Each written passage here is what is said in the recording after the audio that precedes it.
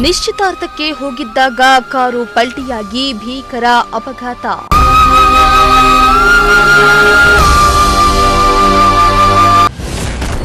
ಸ್ಥಳದಲ್ಲೇ ಇಬ್ಬರು ಯುವಕರ ಸಾವು, ಹಲವರಿಗೆ ಗಂಭೀರ ಗಾಯ.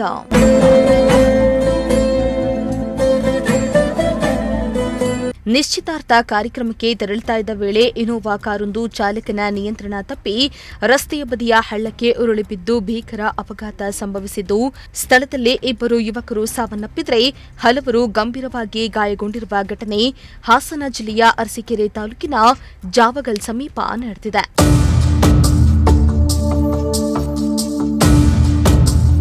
ಹೌದು, ಕುಟುಂಬ ಸಮೇತ ನಿಶ್ಚಿತಾರ್ಥಕ್ಕೆ ತೆರಳಿದ್ದ ವೇಳೆ ಈ ಅಪಘಾತ ಸಂಭವಿಸಿದ್ದು, ಚಾಲಕನ ನಿಯಂತ್ರಣ ತಪ್ಪಿದ ಇನೋವಾ ಕಾರು ಏಕಾಏಕಿ ರಸ್ತೆ ಬದಿಯ ಹಳ್ಳಕ್ಕೆ ಉರುಳಿ ಬಿದ್ದಿದೆ. ಅಪಘಾತದ ರಭಸಕ್ಕೆ ಕಾರು ಸಂಪೂರ್ಣ ಜಖಂಗೊಂಡಿದ್ದು, ವಾಹನದಲ್ಲಿದ್ದ ಪ್ರಯಾಣಿಕರು ಕಾರಿನೊಳಗೆ ಸಿಲುಕೊಂಡಿದ್ರು.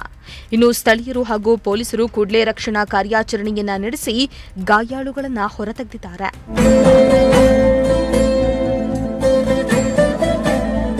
ಇನ್ನು ಅಪಘಾತದ ತೀವ್ರತೆಗೆ ಕಾರಿನಲ್ಲಿದ್ದ 24 ವರ್ಷದ ಮೋಸಿನ್ ಹಾಗೂ 25 ವರ್ಷದ ಮೊಹಮ್ಮದ್ ಜಿಲಾನ್ ಎಂಬ ಯುವಕರು ತೀವ್ರ ರಕ್ತಸ್ರಾವದಿಂದ ಸ್ಥಳದಲ್ಲಿ ಸಾವನ್ನಪ್ಪಿದರೆ, ಕಾರಿನಲ್ಲಿದ್ದ ಹಲವರಿಗೆ ಗಂಭೀರ ಗಾಯಗಳಾಗಿದ್ದು, ಅವರನ್ನ ತಕ್ಷಣ ಸಮೀಪದ ಆಸ್ಪತ್ರೆಗೆ ದಾಖಲಿಸಿ ಚಿಕಿತ್ಸೆಯನ್ನ ನೀಡಲಾಗುತ್ತಿದೆ.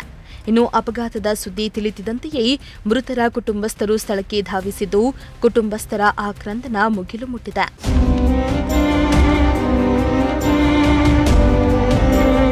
ಸದ್ಯ ವಿಷಯ ತಿಳಿದು ಜಾವಗಲ್ ಪೊಲೀಸರು ಘಟನಾ ಸ್ಥಳಕ್ಕೆ ಭೇಟಿಯನ್ನ ನೀಡಿ ಪರಿಶೀಲನೆಯನ್ನ ನಡೆಸಿದ್ದು, ಪ್ರಕರಣವನ್ನ ದಾಖಲಿಸಿಕೊಂಡು ತನಿಖೆಯನ್ನ ಮುಂದುವರೆಸಿದ್ದಾರೆ.